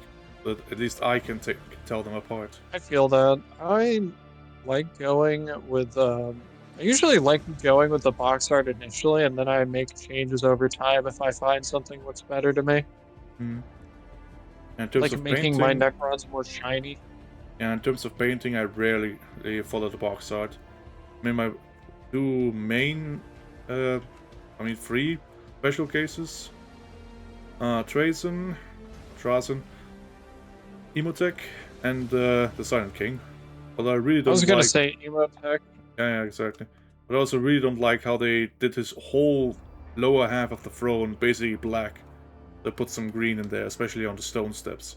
I unfortunately think I'm gonna be doing Zark exactly as he is on the box. So Yeah, really do. Yeah, I used a bit of a brighter gold for him. I think they have like Dark Retributor armor. I think I gave him Liberator gold for his crown, which is a really lot more bright gold. For his crown, it is I actually have the colors right here. It is Rune Lord Brass. Oh. And Right. Brass Scorpion. Yeah, right. That's what it was. It was Retributor armor. Anyway, I made his crown golden because he's a damn king. He deserves it. I agree with this. Kind of what I was thinking of doing too, because I was like, I really like the idea of him having a gold crown. I might not ultimately, but I don't. Zark is one of the ones I want to save for last because, first of all, I want to get better at building the Necrons and making them look nice. But Emotech was a special case. Emotech was like, I wasn't a huge fan of Emotech, but I loved the model, and I was like, you know what? I think I can do it, and I'm really proud of how that guy came out looking. Mind if I later like fade in your pictures of him? Say that again? Oh yeah, I can send you. Oh, you already sent me the pictures in the miniatures channel, but as in, can I use them for the video later? Yeah, of course. Alright, perfect. Here, I took better pictures. Yeah, sure, that also works. Just one of my favorite. Not even one of my. That is my favorite model that I have that I put together. It just came out. I don't know how to explain it other than he came out exactly the way I wanted, and I don't really have any complaints. Usually, I'm like, I really want to tweak this one thing. With him, it's just like, no, I don't fucking care. I love him. Granted, I spent a lot of time on him for a model that is relatively easy to put together, all things considered, for a Necron. Mm-hmm. Agreed. You know what I did for mine to make my base look the way it does? Yeah, that's right. Whatever it with. I really like we had the exact same ideas for the stone, as in we both took it bright green. I went over it with Iron Warriors, and then I wanted to get that bright green into the base, or not the base. You know, the little nooks and crannies inside of it. Hmm. That was really what I wanted to do initially, and just have it all be like stone. And then I ended up just getting a bunch of the Tesseract glow everywhere. So I ended up like wiping it off onto the blackstone. I was like, oh, I'll paint over it later. Then I was just looking at it and I was like, you know what? Actually, it looks really nice. It's like, why would I paint over this? This looks really cool. I was just like, you know what? I'm gonna keep it that way. And I think it turned out surprisingly good for for it genuinely just being a misfire originally. Like, In the words of didn't a great intend- artist, happy little accident. a great man, a great artist. Moment of silence for our boy. I feel like Necrons. I've had this feeling ever since I've started reading more and more lore about them. I feel like the reason they don't use them that often is because they know that they don't have any other way to beat them. It's like, what happens if the Imperium runs across an entire army of Necrons that's just not willing to stop fighting for one objective? The answer is, well, the Imperium isn't going to be able to do anything. No, except They're eventually maybe going to run out. Exterminatus, depending on the planet, but in terms of Void War, then they're also screwed. But, at least Yeah. in one regard, the Imperium does have one edge. The shields of the Necrons, at least used to be, not made for physical projectiles, only energy-based. Could be that maybe they actually now changed that, but there hasn't been really any new lore on Necron spacecraft or aircraft. Oh, really? I'm sure they are stubborn, but It they really do adapt hasn't. eventually. Not as quick as the Tau, but still, eventually they adapt. Oh, yeah. Oh, I like this Necron. I just noticed that this one has a different holding pose for his weapon. Yep, He's aiming and it. every head has a bit more damage than the other. Same goes for their arms and legs. Some are missing their armor plates. Yeah, I love a lot of the Necron. Even though they're like very samey and everything, if they're coming off of building a fuck ton of Death Guards and having to paint the Death Guards, just hell, literal hell. I love the Death Guards so much, but painting Death Guards is cancer. It is legitimate cancer. How? I mean, I know they have a lot of boils. I haven't painted a Death Guard since Mortarion, but honestly, wasn't that bad. If you're like I am, where you want to get every little detail on a character, it is torture. Because you look at it and you're like, okay, so I just have to color the armor, right? And then you get through the armor, and then you're like, well, actually, there's a bunch of different cracks and other things in the armor. Then you realize that there's a bunch of little tubes on this one thing, and then you realize that more than just the tubes, there's also a number of like little boils, little unique things on them, like so many different small details that add up to just being like. And then you get to the point where it's like, oh yeah, also by the way, they have a lot, and I mean a lot of mutations. And it's like, okay, well now you have to get the mutations right. You want different colors for each mutation depending on what it is. And then a lot of them will have Nurglings attached to them too. And the Nurglings are a different color. So you have to get the Nurglings the right color. And it's a lot of just very, very tiny details that eventually drove me fucking insane. It's like, I still love the Death Guard and I still paint them occasionally, but I took a long break from painting because they drove me mad trying to get it perfect. Yeah, more than understandable.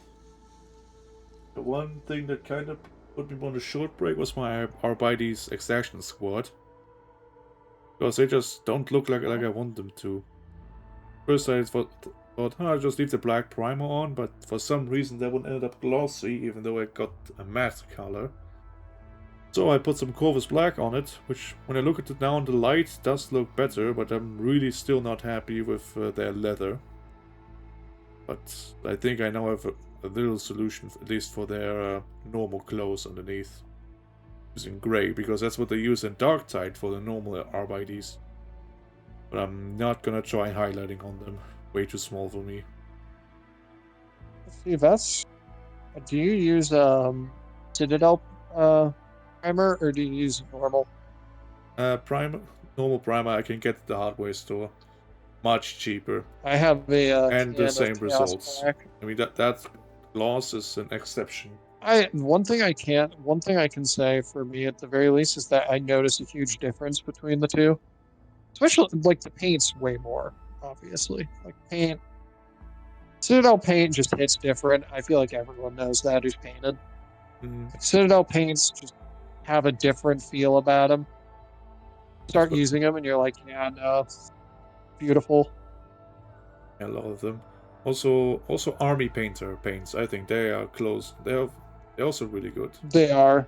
Yeah, I'm really happy with them. Did you hear that they? That's mostly what I use. Army painter and a mix of Citadel. Did you hear that they're redoing? Or they're changing the name for the paints entirely?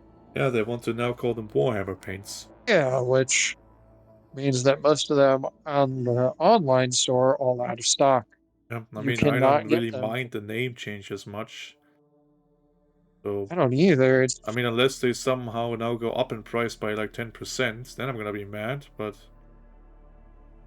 otherwise, I don't really care. As long as the paint more or less stays the same or gets better in terms of quality, I don't really care. I don't mind either. I'm just mad that it caused them to like. They're like, oh yeah, now we have to do a bunch of rebranding, so we're out of like literally all of our paints. When I went to the store to talk to the guy, he's like, oh yeah, no, we're not getting any new paint shipments for a while due to the change in the names. They're an official GW store over in I almost just said the actual area. So, but they're like quite a ways away from where I live, about like 30 minutes.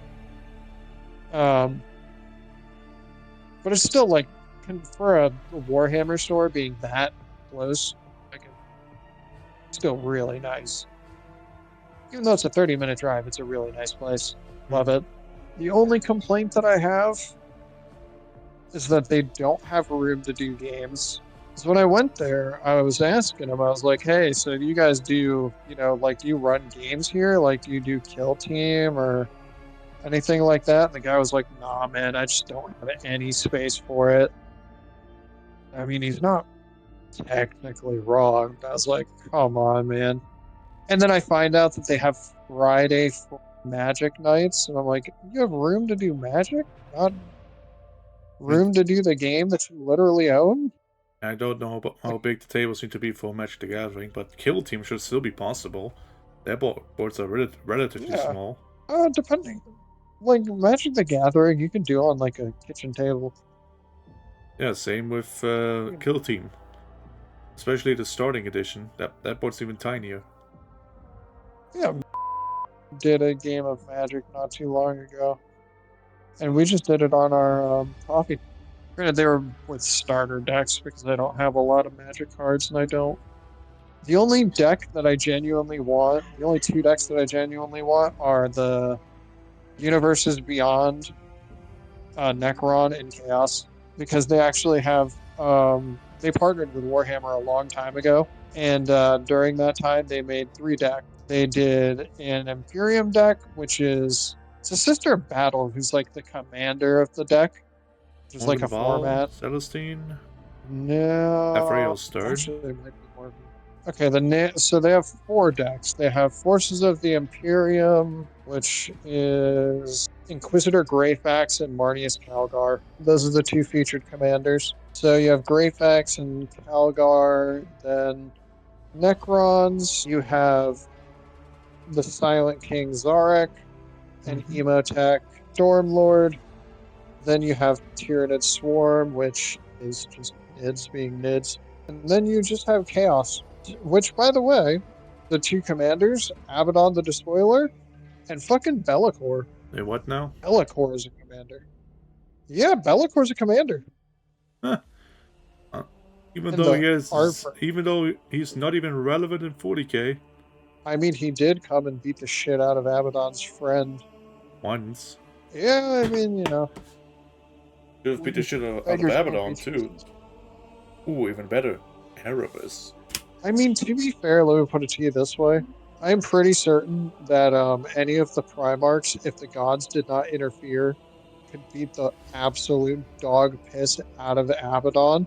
And I don't mean gods interfere on Abaddon's part. I mean the gods interfere on them. Of like, if Mortarion walked up to Abaddon and was like, "I'm the War Master now," and Yeah. Nurgle didn't like rescind some of his power for that, I'm pretty sure Mortarion's coming out of that fight winning. Yeah, I mean, even Karn is stronger than Abaddon. Which I think, which one was it? I think in the book War Master, Another minute. I think it was Not that one. yet. Abaddon tries to recruit Karn, basically saying, "I am the War Master, you shall listen to me." Karn didn't reply, he just went straight for the kill. And it took Karn literally intervening and putting him in a timeout corner that saved Abaddon. Yep. The problem Like, if with Karn is ready to step in to stop his personal champion, yeah, I think he would step in to stop his personal champion from claiming Abaddon's skull. And he would definitely intervene to stop, like, Gilliman or something from killing him. Or Lion. Oh yeah, that's what I was saying. Like, I genuinely do not see Abaddon being. I've said this 100 times before in the Discord, and I'll say it again. Abaddon is a shit version of Archaon. He is not the final villain that I want. Yeah, not anymore. He may have started out this way, but ever since, okay, to be fair, ever since Cadia, the story has pretty much been frozen. So there's not really anything new for him or anyone else outside of the 500 worlds right now. But that's completely focusing on Necrons and Ultramarine conflict. Now, they didn't even mention, if I read correctly, in the 500 worlds book, they don't mention the Nurgle Infested worlds once. Like, it's only about the Necrons, as far as if I remember correctly. Yeah, and there's a moment where Zark and Gilliman almost come to blows. Then something happens that stops them. Yeah, I think and that was... I mean... Wait, what? Zarek and Gilliman. Yeah. Zark almost goes to kill Gilliman. It's a thing. When and how? Both are literally light years apart at all times. No, then in this case, they were supposedly right next to each other, but near each other enough for it to be a feasible battle. And Zark was going to go and kill Gilliman because he saw Gilliman as an annoyance and a threat. Not a threat as in, like, he could beat him, but as a threat as in, like, this guy has most of the Imperium under his control, and I kind of want him gone. Because he does not view Gilliman as someone who can be reasoned with. That's a nice argument, Senator. Why don't you back it up with a source? My source is that I made it the fuck up. Yeah, which is true. I mean, Belisarius Cole already demonstrated that when he talked to an AI version of Gilliman that he made. He actively says he had to tone down Gilliman's anger severely to even be able to talk to AI Gilliman. Cole himself states that the actual Gilliman would not forgive him for this. He would not be able to talk with him about it. Wait. I don't remember in what book. Yeah, I don't remember which book it was, but it was definitely in one of the trilogies. All I know is that in the story, I forget what book it is, but essentially we could have potentially had a battle of Zark versus Robot Gilliman. How original! It's Reboot. I'm going to shove my booty up your arse. But unfortunately, something pulled Zark's attention away, and he couldn't go do it. Which means we would have had a dead Gilliman, because I don't care what anyone says, there's no way the Emperor's Sword can do shit to that thing. Zark is on a different level. We don't exactly know how he is in actual battle. Yes, he's a strategic genius and very influential. But, Actually, and yes, he does most likely have similar, if not more powerful things, senses than Imhotep, whereas held his own against Helbrecht and many other. But he has a better feat than the Emperor does. yes, but still, he does. We don't exactly know how physically strong or skilled Zarek actually is. Oh no, that's what I'm saying. Is we can grasp an idea of it. So there's a Necron painting that tells a story, or a Necron inscription that tells a story. You know how the Emperor fought a shard of the Void Dragon and it nearly killed him? Yes, and then he imprisoned it beneath Mars. Yep. There's only one man who has ever fought a full power Necron, no shard, no nothing. Full power, unbroken. That is Zarek. And Zarek beat the piss out of it. It's the burning one that's imprisoned in his staff. You mean his chair? And his chair is a transcendent Catan. Yeah, no, that's actually a shot of the burning one. I was just reading this yesterday. Hold on. It says it in the 9th edition codex. Hold on. I have to go to his. Okay, so Nyadrasatha is imprisoned within the dais, but is also within his scepter. Zarek amplifies through his regal scepter. Amplifies through, so which means his scepter is more like a conduit than actually holding the Catan. Because the Catan is still his fuel source. Sure of that. Oh yeah, it is. It is the Dice of Dominions. This is cool. He actually didn't exile himself in his throne, but on a city-sized ship called the Song of Oblivion. That's cool. Yeah. I kind of wonder what that looks like. He routinely awoke and unawoke. Or like, he routinely cycled out Necrons, lesser Necrons, to run it for him. The Triarch also did not come with him. The Triarch was formed when he came back. He found two Necrons two overlords of a lesser dynasty, and then promoted them to Pharaon, and then put them up atop the dais and named them Pharaon of the Stars and Pharaon of the Blades. Okay, you might actually be right. So, here's the last sentence. In battle, Zarek flings searing beams of destruction from his scepter of eternal glory. He does actually have the power of the burning one inside of it, probably. Yeah. Okay. Yeah, that's what I was... I was on the impression that it was actually a shot of the burning one that's powering his throne. Because I've read it on the fandom somewhere. I think he's the only one with shards of the burning one because he uses it to power the dais, I think, and the scepter itself. Yeah, and one time he unleashed it against the Tyranids, if I remember correctly. Yep. It did not end well for the Nids. Nope. Not even close. Also, there's so far only one shot of the Nightbringer actually officially known. That's the one that Necrosaur Adamanta is now repossessed in the 500 Worlds. The Deceiver, I think there's one in Trazen's museum somewhere. Yeah, but, there's also... Otherwise, there's no official source of where is an actual shot of the Catan.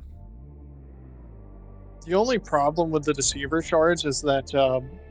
So, there is something that I remember someone told me when we were playing Black Crusade, is that the Deceiver shards are still aware to some extent, and they literally will take on the appearance of other people and like act as like a planetary governor for like years and years and years just to enact some crazy scheme that a Necron Lord has. Okay. I have not heard of that. As far as I know. I mean, I know the Catan shards are still somewhat rebellious, which has actually been described in 500 Worlds, but they still need a lot of special mind shackle scarabs to actually control them. Which Nightbringer has in his model, but near his base. Void Dragon has one really big one on his back. Deceiver so far has none, but that's because he's still an old model. And Transcendent, he literally has a Tesseract Vault, and he's a Catan made of various Catan shards. But also that Tesseract's vault is filled to the brim with scarabs. Big and small. And actually half that, although I made the obelisk out of it. Because Transcendent Katana is its own minifigure. But it is filled with tiny scarabs. I do want that one too. The one Yeah, that I feel like the Tesseract vault itself is a pain to build. But the obelisk is pretty easy. Although the obelisk itself is pretty mid. It's good against flying units, that's it. Otherwise it's just an oversized, overly expensive bullet sponge. one of my favorite bits of Necron lore that I feel like never gets talked about, the Outsider. Oh yes, the Fucking one love who's that supposed to, the one who's supposedly the only one who actually ate other Catan, according to Harlequin play. Well, it was the one that, so like, a lot of people misinterpret, at least from what I've seen, misinterpret how the shattering of the Catan went. A lot of people just go, oh yeah, you know, like they beat the shit out of, like the Necrons just one day revolted against them and then won. Like they just beat them down. Yeah, that's like not how it happened. No.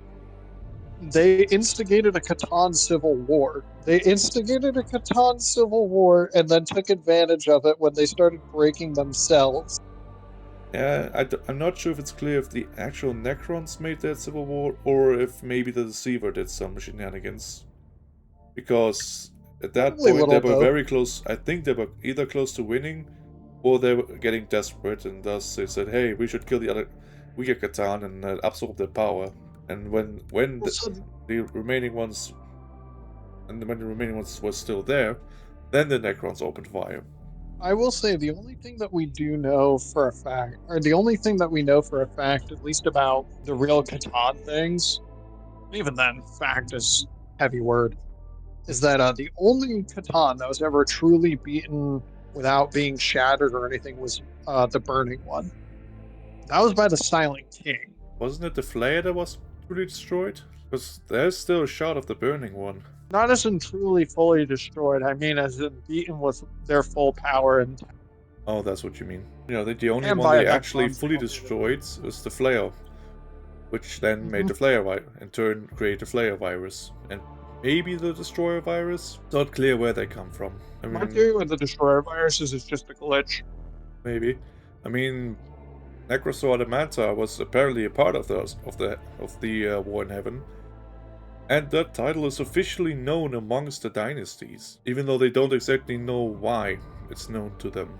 That's his description in the 500 Worlds book. And he is, or it, sorry, they call it it. It is literally the embodiment of the Destroyer virus, more or less. And can easily infect others, including non-Destroyer units, even other Cryptex, Overlords, etc. Which is why during his detachments, when he's in play, he can just give other units the Destroyer keyword, and thus you can use Destroyer cult stratagems on them. My god, that is amazing. Yep. And his detachment is really versatile and really good. But not as powerful as Pantheon of Woe detachment, which is for the Catan shards. Basically, you just... Which I built for my tournament, or for the tournament, sorry.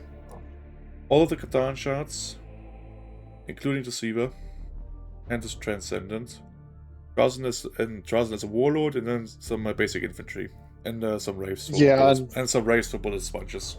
But yeah, the Pantheon of Woe basically gives each Catan, if you're close to them, you're pretty much screwed. -1 to wound, -1 toughness, basically Death Guard aura, and even giving more extra attacks in melee or ranged. My god. Yeah, actually, I'm gonna grab the book real quick. Because I was going to say, I plan to do a more Necron-centric one with the Shard of the Nightbringer as my only Catan on the field. At least starting out. Yeah, I did similar things, but with the Void Dragon Shard, because, you know, now got Nightbringer. So, where are you? But also, just between us, the Space Marine detachments they made for 500 worlds is also pretty insane. Okay, Pantheon of Woe. Cosmic Distortion fields for monster units, as in the Catan. Anyone with 6 inches of this unit, it is unraveling, and thus each time attack targets that unit, improve the armor penetration characteristic of that attack by 1. So +1 AP1 to anyone within 6 inches of the Catan, no matter what attack, including ranged and melee. and at the start of each phase, everyone within 6 inches of that aura can suffer 3 mortal wounds. Damn. Yep, and if it does, until the end of the phase, the range of that unit's distortion field's aura ability is increased to 9 inches. Like I said, basically Death Guard aura. That is pretty good, actually. Mm-hmm. Is that in the That's the 500 detachment rule. stat? That's not a stratagem or anything. That's the damn detachment rule. Hell yeah. Mm-hmm. But all come with the restrictions of the necrodomal binding abilities, which is for each of the shots. So Catan shots Deceiver. There. Basically, anyone within 12 inches of him, if they want to use stratagem, +1 CP, command points. Nightbringer. He can declare a charge in the turn in which he advanced, which is also standard. Advance and charge. Void Dragon. He can make an enemy vehicle make a battle shock test or leadership test. And each time that model makes an attack, -1 to hit. And if leadership test is failed, also subtract -1 from the wound roll. Yeah. My god. And it only has to be visible with Void Dragon. It doesn't need to be near him, just visible. Imagine giving that to, I don't know, a Land Raider or something. That is horrifying. Yep. And Transcendent. Basically, it can be set up anywhere more than 6 inches away from any enemy units. So basically, better deep strike. Which is That is fine. actually really good. Yeah, it's fine. It's not unique. I mean, but for such a big model, that is pretty good. And those are only the binding abilities which come standard to each Catan. They don't cost any points or anything, they are standard. That's why I feel really dirty if I bring this detachment to the tournament. I still say you do it. Yeah, I still say to do it. Yeah, I most likely will, since I have big and 6 strong, and I left. don't know what to expect. I'm gonna expect a bunch of Knight players probably, because they are the main army to play, or Chaos Knights, or Imperial Knights, both of them. It's understandable, they're really strong. And relative, and the small ones, the Armatures or War Dogs, are really cheap because of points. Yeah, I didn't hear that Knights was broken Who's broken? as of late. The Knights. Let's see. Not sure if they gave him an up. I have the app. They did up. I do think they updated his rules a little bit with his new model, including the base size. Which, thank God, is actually tournament legal. I checked. Necrons, data sheets. That would have been annoying. So Nightbringer. 10 inches movement, 11 toughness, 3 up save, 4 up invul save, 16 wounds, leadership 6, OC 4. And Gaze of Death, 18 inches, D3 attacks, hitting on a 2, strength 12, holy shit, AP -3, and damage is D6 +3. So 3 damage guaranteed, potentially maximum 9 damage. My god. Yep, and then anything other than super heavy vehicles, pretty much wounding on 2s. And there's melee.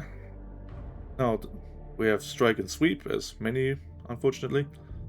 Strike, 6 attacks, hitting on 2s, strength 14, AP -4, and damage D6 +2. Holy damn. My god. That potentially 8 damage per hit. And it has death wounds, because of course it does. And sweep, which is more for mace for infantry, 14 attacks, also hitting on 2s, strength 8, AP -2, and damage 2. Yeah.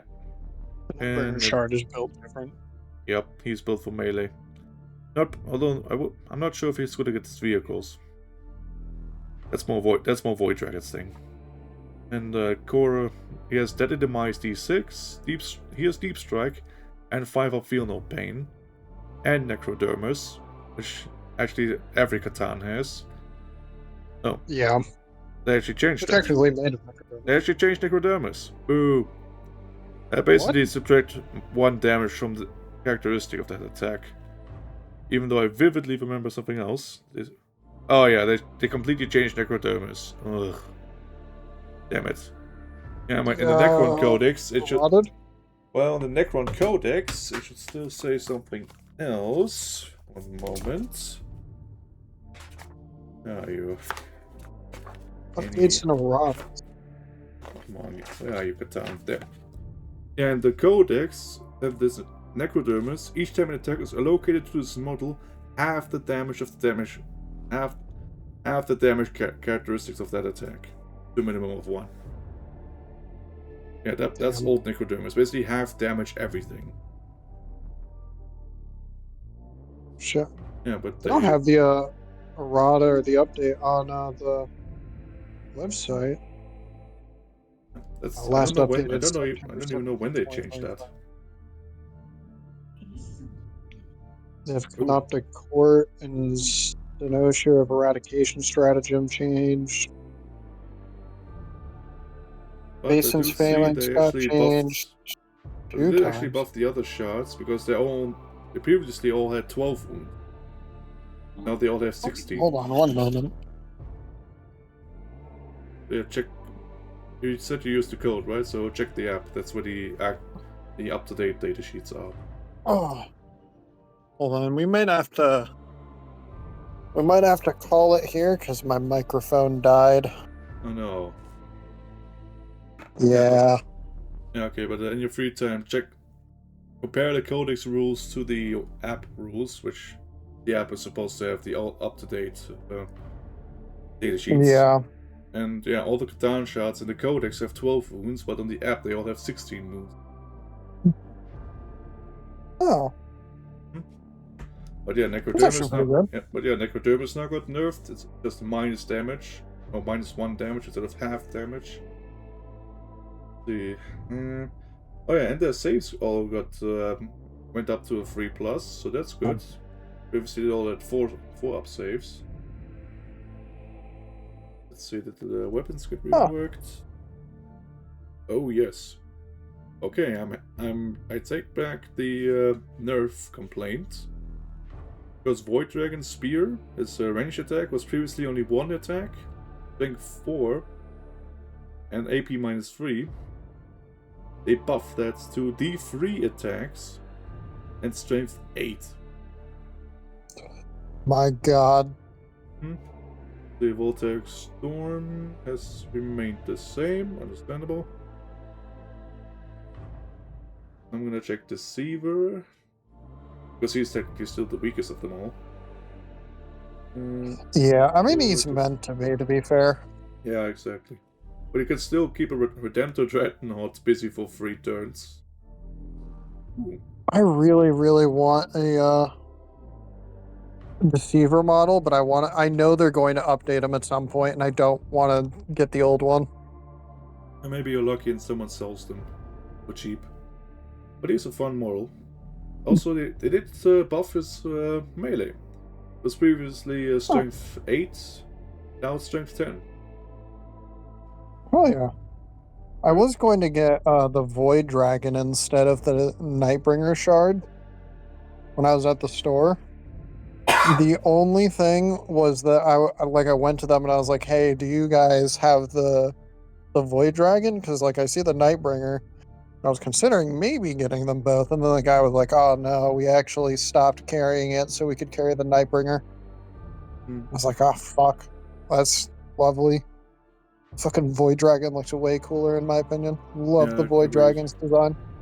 Yeah, stupid of the fact that they made the new Nightbringer such a twink. I mean, you've seen it in Dawn of War, that guy had abs. I can't lie though, I still love the new design of it. I like all the, especially the design of, oh my god, what do you want to call it? The robe? Yes, the robe, the sleek kind of design, and mainly all the scarabs and the lightning coming off of it. It's just so cool. Yeah, I still prefer the smoke effects, to be honest, from Dawn of War and his old model. But yeah, still is really cool, especially his scythe. The scythe is the best part. Hands down. All Alright, right, I gotta head out for now.